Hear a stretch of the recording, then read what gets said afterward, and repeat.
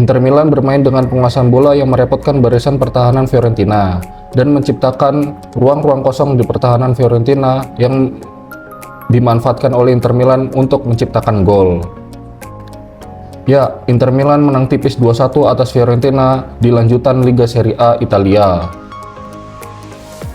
Sebelum gue lebih lanjut lagi, gue mengingatkan kepada kalian untuk menekan tombol like-nya dan subscribe-nya untuk membantu perkembangan channel Progress Football. Karena kalau gue melihat datanya, banyak kalian yang menonton video Progressive Football tapi banyak yang belum menekan tombol subscribe-nya.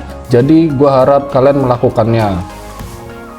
Di video kali ini gue akan menganalisis pertandingan antara Inter Milan melawan Fiorentina.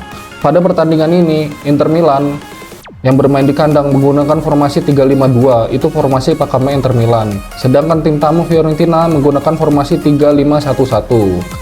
Yang mana di sini formasi ini terlihat hampir mirip ya dengan formasinya Inter Milan. Yang membedakan yaitu Fiorentina hanya menggunakan satu striker dan penyerang lubangnya. Sedangkan Inter Milan menggunakan dua striker murni. Nah, sekarang kita langsung saja masuk ke taktiknya, yang mana Inter Milan yaitu yang berwarna biru ya, dan Fiorentina yang berwarna putih. Inter Milan menggunakan formasi 3-5-2 dan Fiorentina menggunakan formasi 3-5-1-1. Nah, ini yang saya bilang tadi, di sini ada Mosoken di depan dan Beltran di belakang strikernya. Sedangkan Inter Milan menggunakan dua striker murni yaitu Lautaro Martinez dan Marcus Thuram.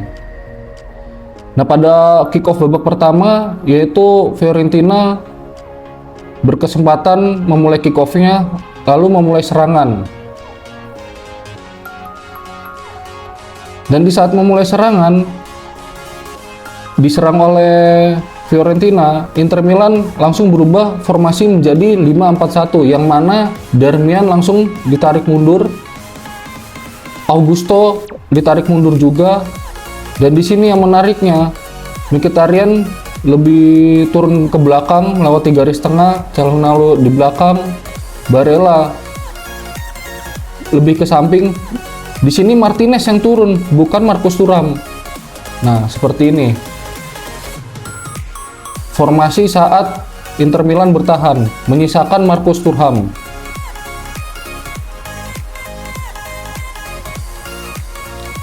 Sedangkan untuk Fiorentina, mereka langsung melakukan serangan. Beltran yang tadinya di belakang Mosoken, lalu dia menempatkan dirinya sejajar dengan Mosoken seperti ini. Lalu Mandragora yang tadi di belakang, dia maju seperti attack midfielder, yang tadi dia seperti center defending midfielder. Nah, seperti ini. Dodo mengisi ruangnya, namun di sini tidak banyak pergerakan karena Dodo dijaga oleh Mkhitaryan ini, tidak mendapat celah. Di sini Fiorentina hanya muter-muter saja ya, mengoper dari Mourinho, lalu ke Pongracic, lalu ke Ranieri, Parisi,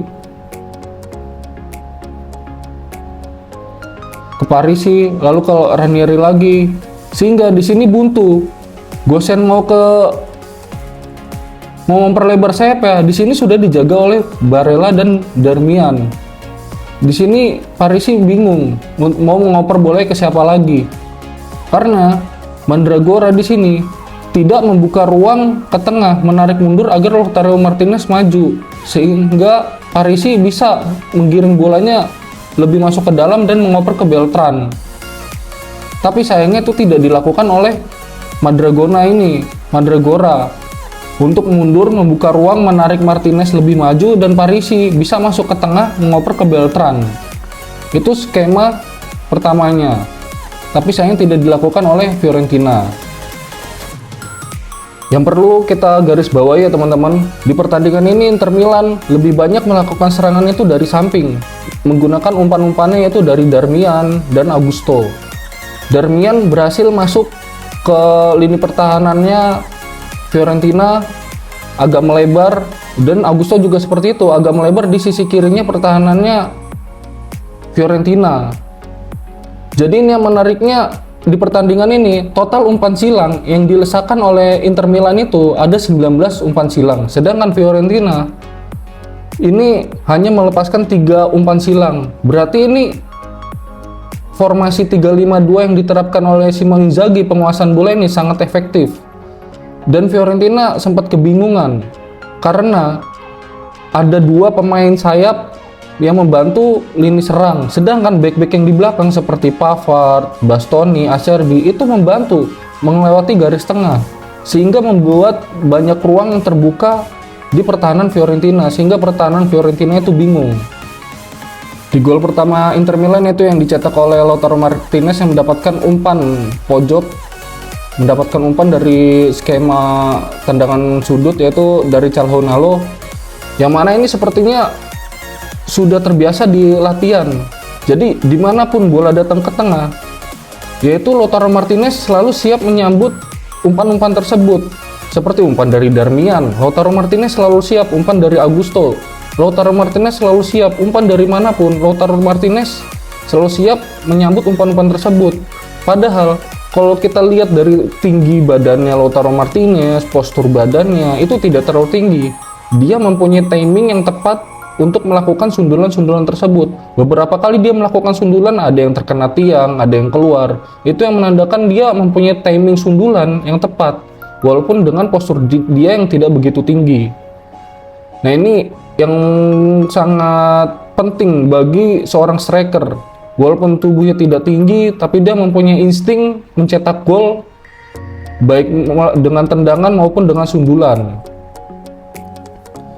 Di pertandingan ini pada menit ke-27, Marcus Thuram ditarik keluar karena mengalami cedera dan diganti oleh Arnautovic, yaitu striker ketiganya Inter Milan ya, untuk menggantikan Marcus Thuram.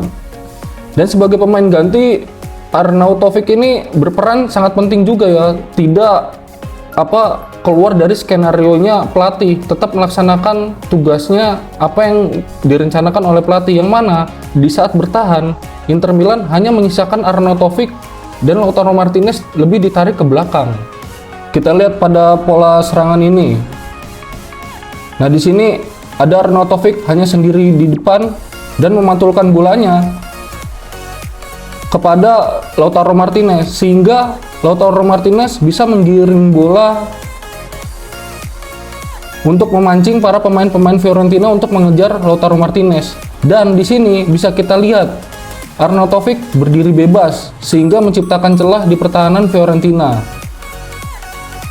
Nah, ini lihat, lalu Lautaro Martinez mengoper kepada Arnautovic, tapi sayangnya di sini Arnautovic lebih memilih tendangan bebas, lebih memilih menendang langsung ke gawang daripada mengoper ke Darmian. Kalau ini dioper ke Darmian, ini akan mencetak gol. Namun sayangnya Arnautovic lebih memilih menendang langsung ke gawang Fiorentina. Dan hasilnya ditepis oleh De Gea.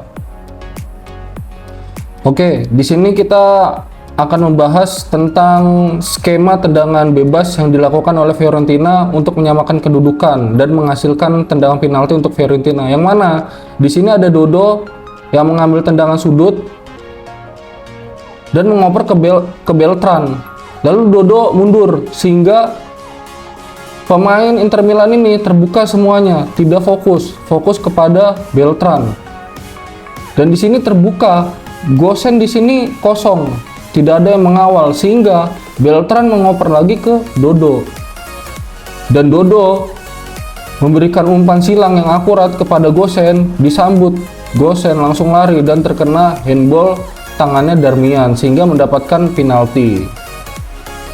Nah, di sini kita lihat skemanya. Dari Dodo mengoper kepada Beltran sehingga pemain Inter Milan membuka pertahanannya dan Beltran mengoper lagi kepada Dodo. Nah, pada saat Beltran mengoper ke Dodo, Dodo langsung mengumpan tarik. Di sini Gosens tidak terkawal dan melakukan sundulan dari tahap 2 penyerangannya Fiorentina. Nah, di sini. Nah, Di sini lalu Goshen tidak mengawal, melakukan sundulan dan terkena tangannya Darmian. Ini merupakan taktik yang sudah dilatih di setiap latihannya Fiorentina. Kalau misalnya sekali dua kali, ini tidak mungkin terjadi seperti ini. Kalau kita lihat dari gol keduanya Inter Milan, yaitu yang dicetak oleh Arnautovic melalui umpan dari Augusto, ini bisa dibilang pemain Inter Milan ini semuanya mempunyai umpan-umpan silang yang akurat, yaitu di sini ada Darmian, ada Augusto, ada Mkhitaryan, ada Calhanoglu, ada Barella, bahkan sekelas back-back aja, sekelas Bastoni, Pavard, Acerbi itu mempunyai umpan-umpan yang akurat. Jadi tidak heran di statistik ini memiliki 19 umpan yang akurat. Entah itu Augusto yang menusuk ke sisi kanan pertahanan Fiorentina atau Darmian ke sisi kiri pertahanan Fiorentina, bahkan back-backnya itu melewati garis pertahanan. Ini total football yang possession football atau penguasaan bola yang dilakukan oleh Simone Inzaghi ini sangat baik, yang mana yaitu memanfaatkan setiap pemain untuk mencari ruang, membuka ruang, saling mencuri mata. Dalam artian mencuri mata ini melihat pergerakan posisi rekan-rekannya, ini bergerak kemana, lalu mencari ruang satu ke ruang lainnya, dan dimana dari perpindahan sisi kiri ke sisi kanan, ini sangat tertata, teratur, terorganisir dengan baik formasinya Simone Inzaghi. Buktinya dari Darmian, dia terlihat buntu mengoper kepada Pavard membantu penyerangan. Ini yang sangat bagus ya. Di sini Pavard pun bisa memasuki di kotak penalti. Darmian buntu dibantu oleh Pavard lagi muncul langsung ngoper umpan silang langsung ke Augusto. Dan dari Pavard ke Augusto langsung mengumpan ke Arnautovic. Melihat ada pergerakan Arnautovic yang tidak begitu dijaga, melihat pemain belakang Fiorentina lengah, Augusto dengan cemerlang memberikan umpan ke Arnautovic dan menjadi gol. Bayangkan, umpan satu sentuhannya pemain Inter Milan ini bisa dibilang akurat semuanya. Jadi wajar Inter Milan ini menjadi tim yang berbahaya baik di Liga Serie A maupun di Liga Champions. Jadi ini di Liga Champions juga Inter Milan mempunyai peluang besar untuk menjadi juara di Liga Champions tahun ini. Selain Real Madrid, Liverpool itu mempunyai peluang dengan permainan seperti ini, permainan yang menarik, permainan atraktif yang ditampilkan oleh Simone Inzaghi. Dan kita lihat di klasemen sementara Serie A sampai di minggu ke-24 Serie A ini, Inter Milan berhasil menduduki peringkat kedua ya, yang mana di peringkat kedua ini hanya selisih 1 poin dengan pemuncak klasemen yaitu Napoli, yang mana Napoli di pertandingan di week ke-24 ini mengalami kekalahan, dan ini sangat menguntungkan untuk Inter Milan bisa mengejar poinnya. Apalagi kalau nanti di week ke-25 Napoli kalah, ini peluang bagus Inter Milan bisa menang. Ini sangat bagus untuk merebut tahta tertinggi klasemen Serie A sementara. Tapi jangan dianggap remeh, di bawah Inter Milan itu ada Atalanta yang sedang on fire juga. Atalanta di Europa League sedang bagus-bagusnya juga, yang mana ini hanya selisih 4 poin ya dari peringkat 2. Jadi sewaktu-waktu Inter atau Napoli blunder di pertengahan musim ini Atalanta bisa untuk merebut peringkat 1 atau peringkat 2 di Liga Serie A. Oke, jadi sekian video analisis pertandingan Inter Milan melawan Fiorentina. Gue Iqbal dari Progressive Football dan ciao.